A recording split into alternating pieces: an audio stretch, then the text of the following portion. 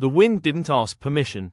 It never does. It slammed into Maplewood Park at exactly 7:42 a.m., sharp enough to knock over a toddler's juice box, aggressive enough to rattle the loose flagpole behind the town library, and personal enough to yank the navy blue baseball cap clean off Ethan Miller's head like it had a grudge against him specifically. 1 second the hat was there, sweat-stained, familiar, pulled low over the same anxious forehead that had stared down unpaid bills and missed opportunities for 3 straight years, and the next second it was airborne, cartwheeling through the air like it had just been freed from a long sentence. Ethan froze mid-step, coffee sloshing dangerously close to the rim of its paper cup, his mouth hanging open in disbelief as if the wind had just stolen more than fabric. Like it had stolen the last thing that still felt his. Because that hat mattered, not in a dramatic, movie prop way.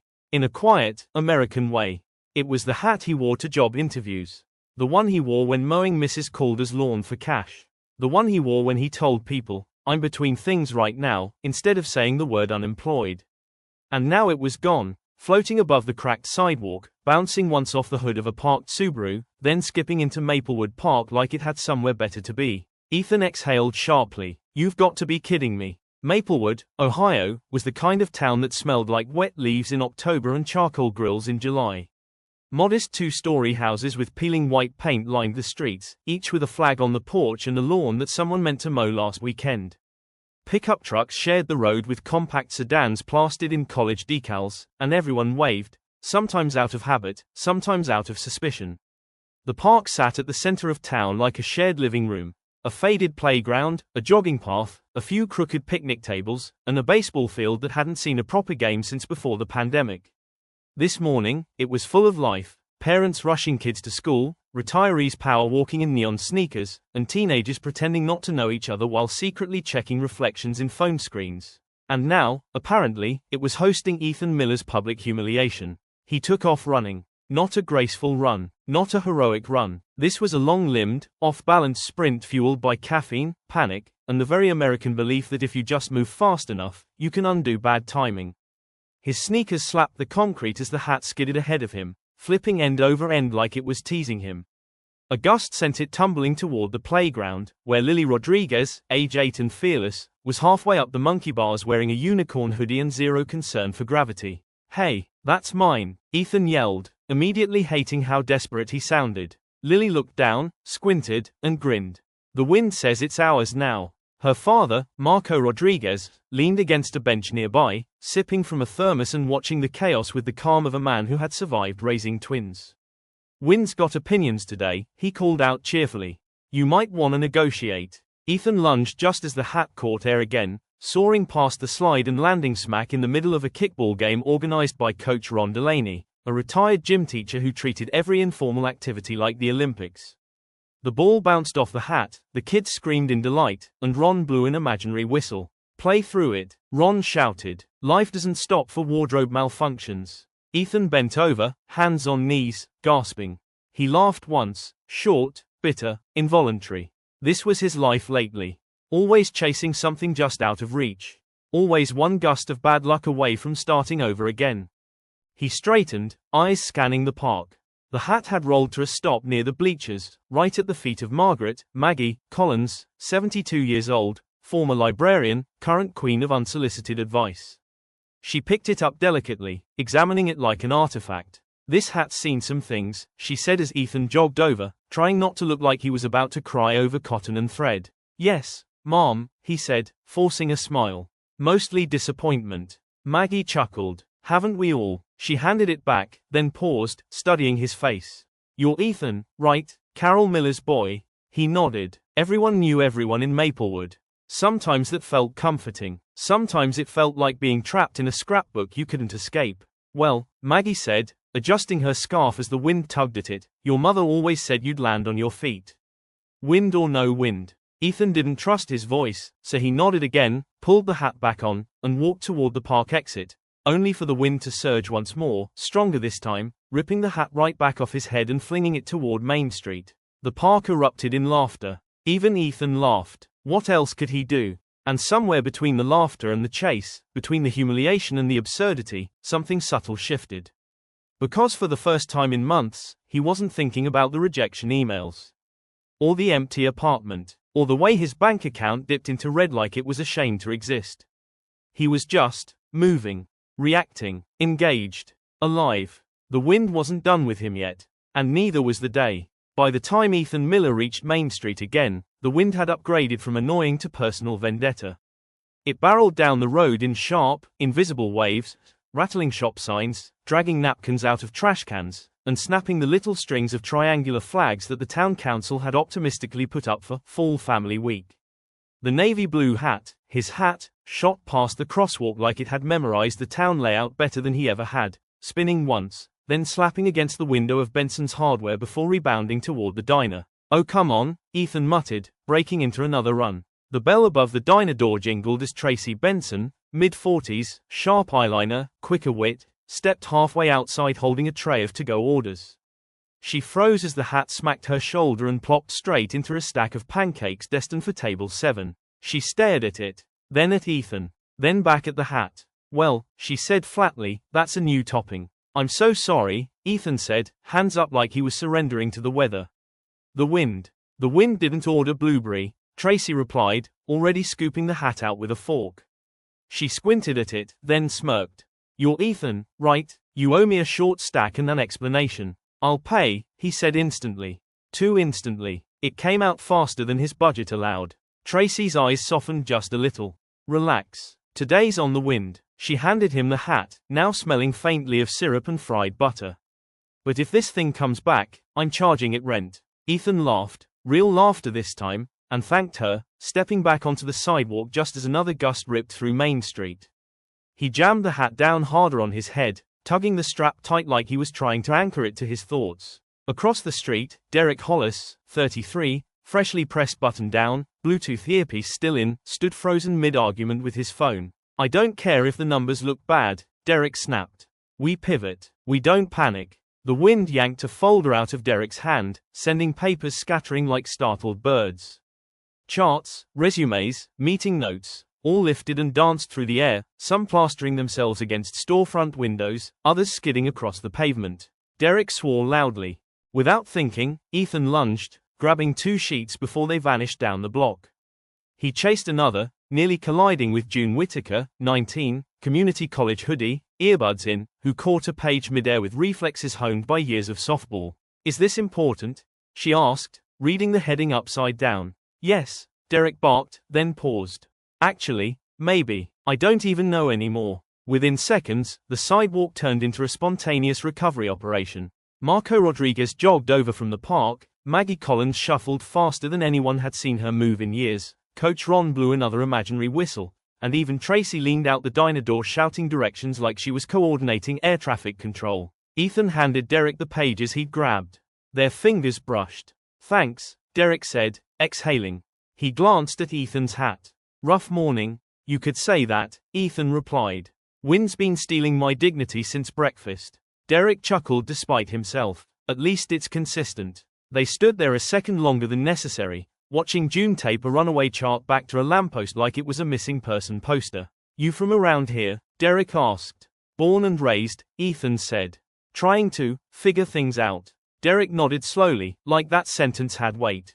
"Aren't we all?" Before either could say more, another violent gust roared down Main Street, and this time, it didn't even pretend to be subtle. It ripped the hat clean off Ethan's head again, strap and all, and flung it upward, higher than before, slapping it against the old movie theater marquee where it snagged on a bent metal edge. Everyone looked up.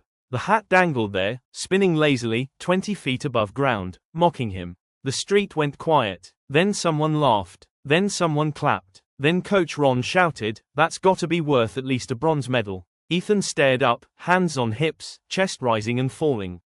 He should have been angry, embarrassed, defeated. Instead, he felt light. Because something strange happens when the universe keeps messing with you in public. Eventually, it stops feeling personal. It starts feeling like a performance you didn't audition for but somehow know all the lines to. "I'm not climbing that," Ethan said out loud. "No one said you have to," Maggie replied. Within minutes, Maplewood did what it always did when something ridiculous happened. It turned it into a group project. Someone fetched a ladder from Benson's Hardware. Someone else grabbed a broom. June climbed onto a bench to give directions. Marco held the ladder steady. Tracy narrated from the diner like it was a live sports broadcast. "Careful, wind coming in hot from the west," she shouted. Ethan climbed halfway up the ladder, then stopped. The wind tugged at his shirt, cold and insistent, like it was daring him to keep going. He looked down at the faces below him. Neighbors, strangers, kids pointing, old friends he hadn't talked to in years. All watching him, not with judgment, but with something closer to encouragement. And it hit him. This wasn't about the hat. It never was. It was about momentum, about showing up, about letting yourself be seen, even when you looked ridiculous. Especially then. He climbed. The ladder wobbled. The wind roared. Someone gasped. Someone laughed. Ethan reached out, fingers brushing fabric, missing once, then catching the brim. The crowd cheered as if he'd just won something. He climbed back down, holding the hat up like a trophy, breathless and grinning. He placed it back on his head, this time not tightening the strap. "If the wind wants it again," he said, loud enough for everyone to hear, "it's gonna have to work harder." Applause broke out, not loud, not dramatic, but real. The kind that fills a space without trying to impress anyone. The kind that dares someone to break it. Ethan surprised himself by standing. He started, then stopped. Laughed quietly. "Sorry, not used to this." A few smiles. Encouraging, not mocking. "I don't have a solution," he said. "I barely have a plan for my own life. But, the other day, chasing my hat down Main Street." A ripple of recognition. Someone chuckled. Everyone helped. Not because they had to. Because it was ridiculous. And human. And kind of fun. He shrugged. "I think we forget that stuff doesn't have to be perfect to bring people together." The room was quiet now. Listening quiet. "What if," Ethan continued, voice steadier, "we did more things that were low pressure? Messy. A little dumb. Stuff where failure's part of it." Maggie nodded slowly. June lifted her head. Tracy crossed her arms but didn't interrupt. "People show up when they don't feel judged," Ethan said. "They stay when they feel useful." Derek smiled. "Not big. Genuine." "That," he said, "is exactly the point." After the meeting, people lingered. Chairs got stacked. Cookies disappeared. Conversations overlapped. Someone wrote ideas on a whiteboard that had probably last been used in 2009. Ethan found himself laughing more than he had in months. Outside, the wind rustled the trees, not wild now, just present. Derek walked out beside him. "You should help me with this," he said casually, like he was asking Ethan to hold a door. "With this?" Ethan gestured vaguely at the building. "Yeah," Derek said. "Community stuff. Planning. Connecting dots. You're good at seeing what people miss." Ethan swallowed. Old instincts screamed say no. Be realistic. Don't get hopeful. But then he remembered the hat. The ladder. The hand steadying him from below. "I don't have experience," he said. Derek shrugged. Neither did the wind. They laughed. Ethan looked up at the sky. Clouds drifted. Leaves fell. The world moved, unbothered by his fear, uninvested in his excuses. "Okay," he said. "I'm in." The wind nudged his hat. Not enough to take it. Just enough to remind him it could. And for once, he didn't mind. 3 weeks can change a lot in a small town. Not because the town itself moves quickly, but because when it finally does move, it moves together. By mid-November, Maplewood had learned to live with the wind instead of arguing with it. Porch chairs were weighted down with bricks. Store owners stopped chasing loose signs and started tying them smarter. Kids at Maplewood Elementary had turned gusts into games, leaning forward at impossible angles and laughing when gravity almost lost. Ethan Miller noticed these things because, for the first time in years, he wasn't just passing through his days. He was inside them. On a gray-gold Saturday afternoon, the old baseball field behind the community center buzzed with a strange, beautiful kind of energy. Handwritten signs flapped along the fence. "Try something day, no experience required." It was Ethan's idea, not polished, not optimized, just honest. He stood near a folding table stacked with mismatched supplies, paint, chalk, poster boards, ropes, donated sports equipment, wearing the same navy hat that had started everything. Still unstrapped. "You nervous?" Derek asked, coming up beside him with 2 coffees. "I feel like I did right before that ladder," Ethan said. "So yeah, but also, kind of excited to see if I fall." Derek smiled. "You didn't fall then." "No," Ethan said, "but I learned how many people were willing to hold it steady. Families arrived first, then teenagers pretending they weren't interested, then retirees who absolutely were. Tracy Benson set up a makeshift snack station despite insisting she was just dropping things off. Maggie Collins ran a spontaneous storytelling circle that quickly turned competitive. Marco organized a pickup soccer game that ignored all official rules. June Whittaker surprised everyone, including herself, by teaching a group of kids how to throw a fast pitch properly, correcting stances with patience she didn't know she had. The wind tugged at jackets, rattled goalposts, lifted laughter and carried it farther than usual. Ethan drifted through it all, helping here, listening there. No spotlight, no script, just presence. At one point, a little boy, Caleb Morris, 8, missing his front teeth and wearing a helmet 3 sizes too big, ran up holding a kite that refused to cooperate. "It keeps crashing," Caleb said, frustrated. Ethan knelt, examining the tangled string. "Yeah," he said gently. "That happens. Can you fix it?" Ethan hesitated. Old reflex. Don't promise what you can't deliver. Instead, he said, "Let's figure it out together." They adjusted the string, the angle, the expectation. The kite lifted, not high, not graceful, but it flew. Caleb whooped. Ethan laughed. The wind pulled harder. Nearby, Derek watched quietly. As the sun dipped lower, painting the field in copper light, people began to slow. Conversations deepened. Jokes softened into reflections. No one wanted to leave just yet. Tracy leaned against the table next to Ethan. "You know," she said, arms crossed, "I've lived here 20 years. Seen a lot of initiatives. Oh, this one," she nodded at the field. "Feels different." Ethan swallowed. "Good different?" She smirked. "Messy different. The kind that lasts." Later, as the crowd thinned and volunteers folded chairs, Derek approached Ethan again. "You realize," Derek said, "this started because you lost a hat." Ethan laughed quietly. "Yeah, and I spent years thinking losing things meant I was failing." Derek glanced at the sky, where the wind pushed clouds into long, steady lines. "Turns out, sometimes it's just redirection." They stood in comfortable silence. Ethan adjusted his hat, not to secure it, just to feel it there. He thought about who he'd been that morning weeks ago. Running, apologizing, bracing. And who he was now. Standing, listening, trusting. The wind came again, not fierce, not mocking, just enough to lift the brim slightly. Ethan didn't grab it. He smiled.